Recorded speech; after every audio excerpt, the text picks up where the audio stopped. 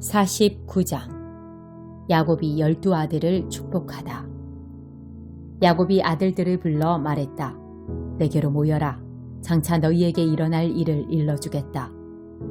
야곱의 아들들아, 다 함께 와서 들어라. 너희 아버지 이스라엘의 말을 들어라. 르우벤, 너는 내 맏아들, 나의 힘, 내 사내다움의 첫 번째 증거. 너는 영예도 절정이고 힘도 절정이다만 엎질러진 물과 같아서 더 이상 정상에 있지 못할 것이다. 네가 아버지의 침상에 올라가 아버지의 잠자리를 더럽혔기 때문이다. 시므온과 레위는 한 통속, 걸핏하면 합세하여 싸움을 건다. 나는 그들이 꾸미는 복수극에 끼지 않고 그들이 모의하는 격한 싸움에 끼어들지 않을 것이다. 그들은 홧김에 사람들을 죽이고 내키는 대로 소들을 베어버린다. 곱비 풀린 그들의 노여움, 무분별한 그들의 분노에 화가 임할 것이다. 나는 그들을 쓰레기와 함께 내던지고 갈기갈기 찢겨진 색종이 조각처럼 이스라엘 전역에 흩뿌릴 것이다. 너 유다야, 내 형제들이 너를 찬양할 것이다. 내 손가락이 내 원수들의 목을 누르고 내 형제들이 네게 경의를 표할 것이다. 유다, 너는 젊은 사자다. 내 아들아, 너는 짐승을 잡아먹고 힘차게 보금자리로 돌아올 것이다. 백수의 왕 사자처럼 웅크린 그를 보라. 누가 감히 끼어들어 그를 방해하랴. 왕권이 유다에게서 떠나지 않을 것이다.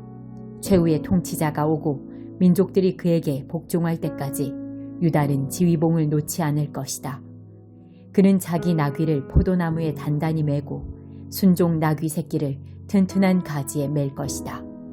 그는 자기 옷을 포도주에 빨고 자기 겉옷을 붉은 포도즙에 빨 것이다. 그의 두 눈은 포도주보다 검고 그의 이는 우유보다 힐 것이다. 스불론은 바닷가에 자리 잡고 살며 배들의 안전한 항구가 되고 영토는 시돈과 맞닿은 곳까지 이를 것이다. 이사갈은 가축우리 사이에 웅크린 튼튼한 나귀다. 그는 그곳이 얼마나 아름다운 곳인지 그 땅이 얼마나 좋은 곳인지를 알고서 자신의 자유를 포기하고 종처럼 일하게 되었다. 단은 자기 백성을 위해 정의의 문제를 다룰 것이다. 그는 이스라엘 지파들 사이에서 자기 몫을 톡톡히 할 것이다. 단은 풀밭 속의 작은 뱀, 길가에 숨은 치명적인 뱀이다. 말의 발 뒤꿈치를 물어 그 위에 탄 거대한 사람을 떨어뜨린다. 하나님, 제가 주의 구원을 바라고 기다립니다. 갓은 악당들의 공격을 받겠지만 그들을 직접 쓰러뜨릴 것이다. 아셀은 양식이 풍부한 사람으로 알려져 왕들에게 달콤하고 감미로운 것들을 올릴 것이다. 납달리는 자유롭게 뛰노는 사슴이니 사랑스러운 새끼 사슴들을 낳는다.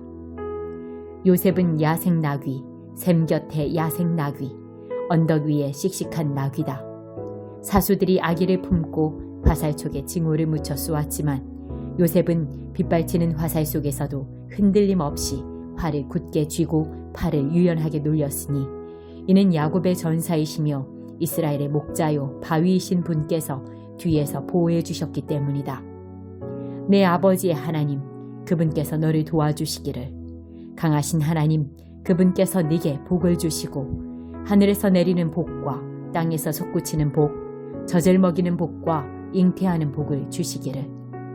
내 아버지의 복이 예로부터 이어져 온 산들의 복보다 크고 영원한 언덕들의 복보다 풍성하기를. 그 복이 요셉의 머리에 형제들 가운데서 거룩하게 구별된 사람의 이마에 머물기를.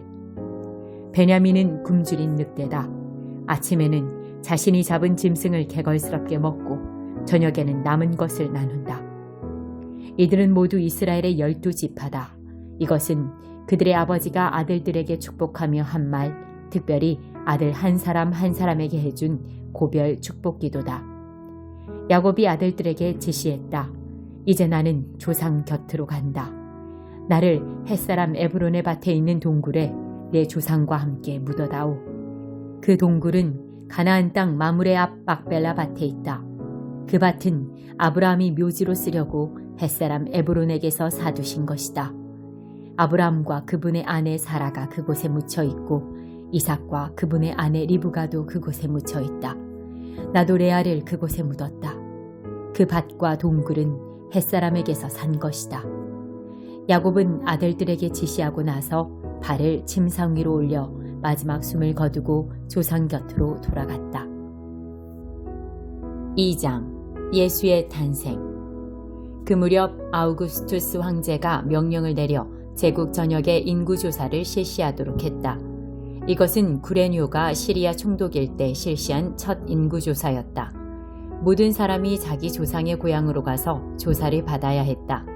요셉도 인구조사를 받으러 갈릴리 나사렛 마을에서 다윗의 동네인 유대 베들레헴으로 올라갔다.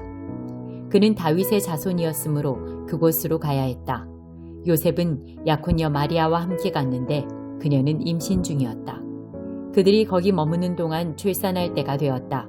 마리아는 첫 아들을 낳았다. 여관에 방이 없어서 그녀는 아기를 포대기에 싸서 구유에 뉘었다. 목자들이 예수 탄생의 소식을 듣다. 근처 들에서 목자들이 밤을 새며 양떼를 지키고 있었다. 그때 갑자기 하나님의 천사가 그들 가운데 서고 하나님의 영광이 그들 주위를 두루 비추었다. 목자들은 두려워 떨었다. 천사가 말했다. 두려워 마라. 내가 여기 온 것은 온 세상 모든 사람을 위한 놀랍고 기쁜 사건을 알려주기 위해서다. 방금 다윗의 동네에 구주가 나셨으니 그는 메시아요 주님이시다. 너희는 가서 포대기에 싸여 구유에 뉘어있는 아기를 찾아라. 어느새 어마어마한 천사 합창대가 나타나서 그 천사와 더불어 하나님을 찬양했다. 높은 하늘에서는 하나님께 영광, 땅에서는 그분을 기쁘시게 하는 모든 사람에게 평화.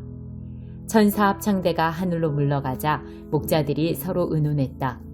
어서 베들레헴으로 가서 하나님이 우리에게 계시해 주신 것을 우리 눈으로 직접 보자. 그들은 그곳을 떠나 한다름에 달려가서 마리아와 요셉과 구유에 누워있는 아기를 찾아냈다. 목자들은 두 눈으로 직접 보고 믿었다. 그들은 만나는 모든 사람에게 천사들이 그 아기에게 대해 해준 말을 전했다. 목자들의 이야기를 들은 사람들은 모두 깊은 감동을 받았다. 마리아는 이 모든 것을 마음 깊이 간직해 두었다. 목자들은 보고 들은 모든 것으로 인해 하나님께 영광과 찬송을 돌려드리며 벅찬 가슴으로 돌아갔다. 정확히 자기들이 들은 그대로 되었던 것이다. 아기 예수의 정결 예식. 여드레째에 할례를 행할 날이 되어 아기의 이름을 예수라고 지었다. 이는 아기가 잉태되기 전에 천사가 전해준 이름이었다. 모세의 규정에 따라 정결 예식을 치를 날이 되자 마리아와 요셉은 아기를 데리고 예루살렘으로 올라갔다. 어머니의 태에서 처음 난 남자는 누구나 하나님께 거룩한 제물이 되어야 한다고 규정한 하나님의 율법에 따라 아기를 하나님께 바치려는 것이었다. 또한 하나님의 율법에 정한 대로 산비둘기 한 쌍이나 잿비둘기 새끼 2마리를 희생 제물로 드리려는 것이었다. 당시 예루살렘에 시므온이라는 사람이 있었는데 그는 이스라엘이 구원받기를 바라고 기도하며 살아온 선한 사람이었다. 성령께서 그 사람 위에 머물러 계셨다. 일찍이 성령께서 그가 죽기 전에 하나님의 메시아를 볼 것이라고 그에게 일러주셨다. 시므온은 성령께 이끌려 성전으로 들어갔다. 마침 아기 예수의 부모가 율법에 규정한 예식을 행하려고 아기를 데려왔다. 시므온은 아기를 품에 안고 하나님을 찬양했다. 하나님, 이제 이 종을 놓아주시되 약속하신 대로 저를 평안히 놓아주셨습니다. 제 눈으로 주님의 구원을 보았고 모든 사람이 볼 수 있도록 밝히 드러났습니다. 이는 이방 나라들의 하나님을 계시하는 빛이요 주님의 백성 이스라엘에게는 영광입니다. 예수의 부모는 이 말에 놀라서 아무 말도 하지 못했다.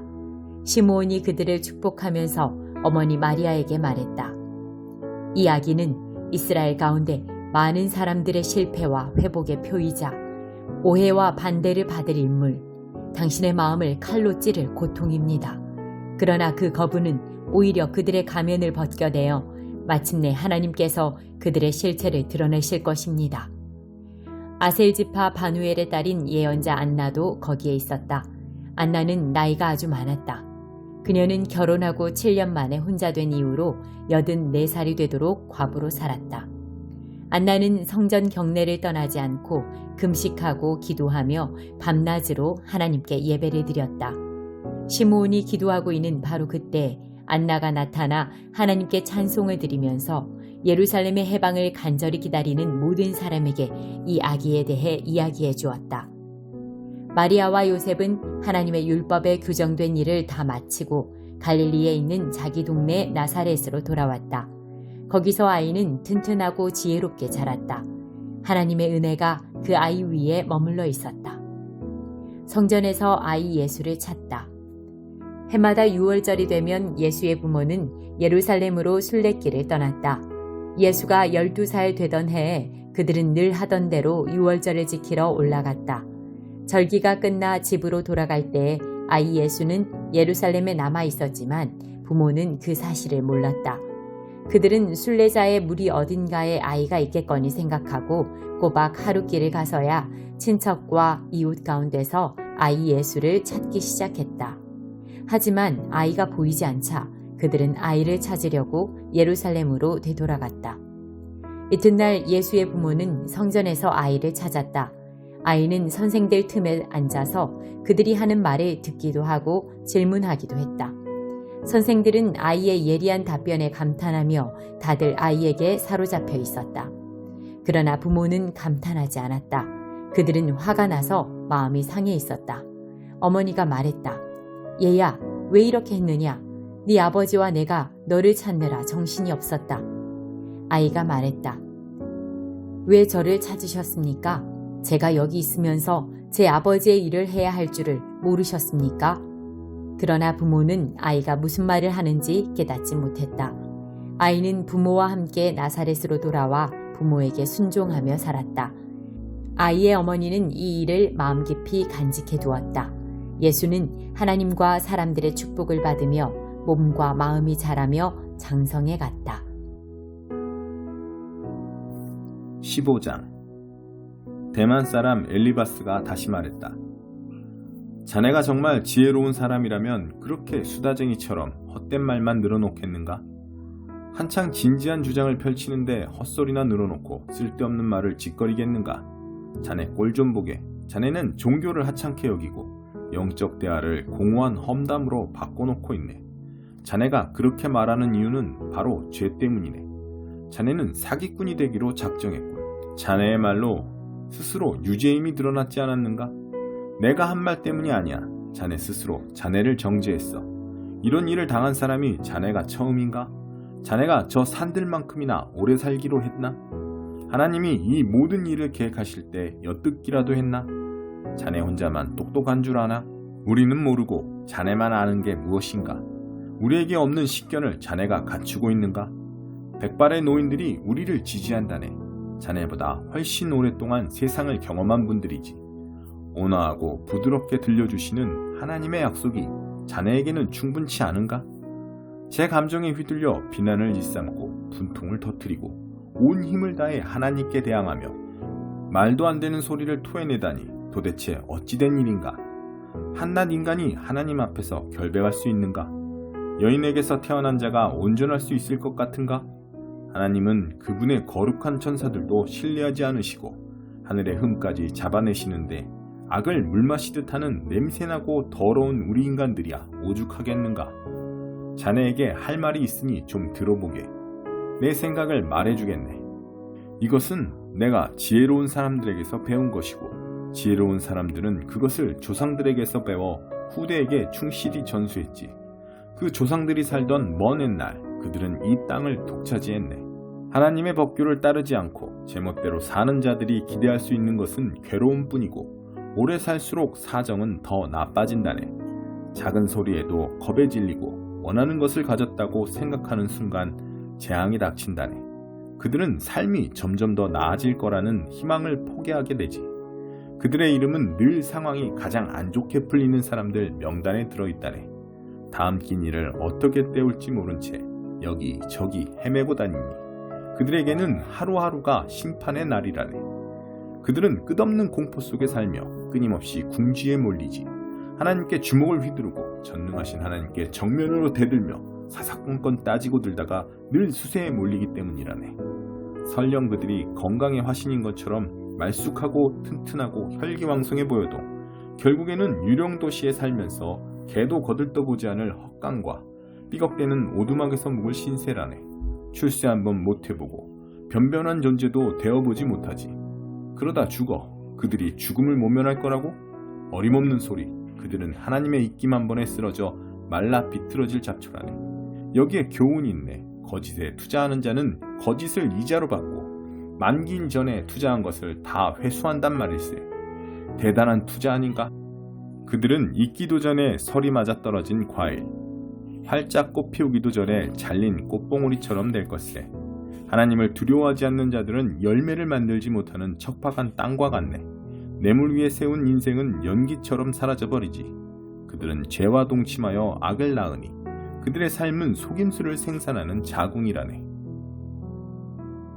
3장. 그러나 친구 여러분, 지금 나는 여러분이 영에 속하지 않은 사람처럼 사람과 하나님께 행하는 것에 몹시 실망하고 있습니다.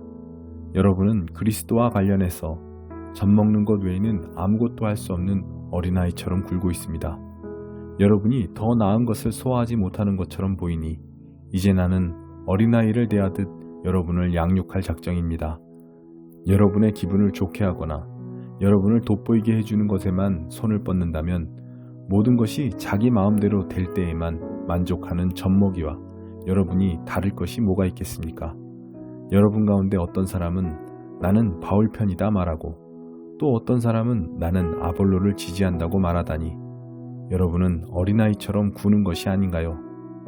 여러분은 도대체 바울이 누구라고 생각합니까? 여러분은 아볼로가 누구라고 생각합니까? 우리 두 사람은 모두 종에 불과합니다. 여러분을 섬겨 우리 주인이신 하나님께 여러분의 삶을 맡기는 법을 배우게 한 종일 따름입니다. 우리 두 사람은 주님께서 맡겨주신 종의 임무를 수행했을 뿐입니다. 나는 씨를 심었고 아볼로는 물을 주었습니다. 그러나 하나님께서 여러분을 자라게 하셨습니다. 이 과정에서 가장 중요한 이는 심는 자나 물을 주는 자가 아니라 자라게 하시는 하나님이십니다.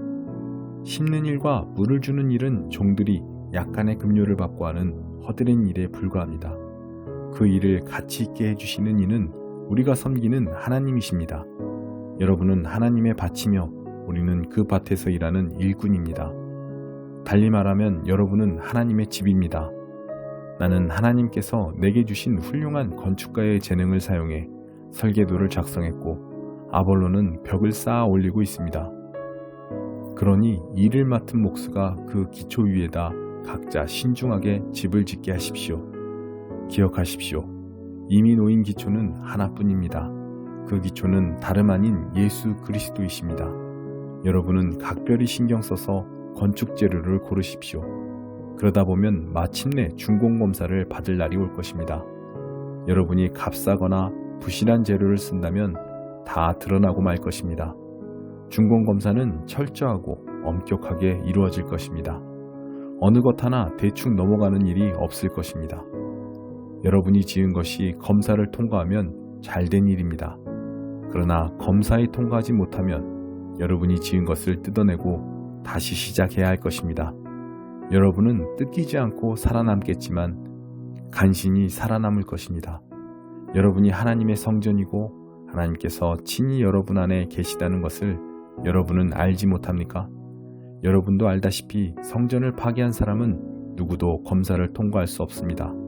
하나님의 성전은 거룩합니다. 여러분이 그 성전임을 잊지 마십시오. 여러분 자신을 속이지 마십시오. 시대의 최신 유행을 따르는 것으로 지혜로운 사람이 될 수 있다고 생각하지 마십시오. 하나님의 바보가 되십시오. 그것만이 참된 지혜에 이르는 길입니다. 이 세상이 영리하다고 하는 것을 하나님은 어리석다고 하십니다. 성경에 이렇게 기록되었습니다. 그분은 똑똑한 자들의 얕은 꾀를 폭로하신다. 주님은 모든 것을 안다고 하는 자들의 연막을 꿰뚫어 보신다. 나는 여러분이 자기 자신을 자랑하거나 다른 누군가를 자랑하는 것을 조금도 듣고 싶지 않습니다. 이미 모든 것이 여러분에게 선물로 주어졌습니다. 바울, 아볼로, 베드로, 세상, 생명, 죽음, 현재, 미래. 이 모든 것이 여러분의 것입니다. 여러분은 하나님과 하나이신 그리스도와 하나가 되는 특권을 받았습니다.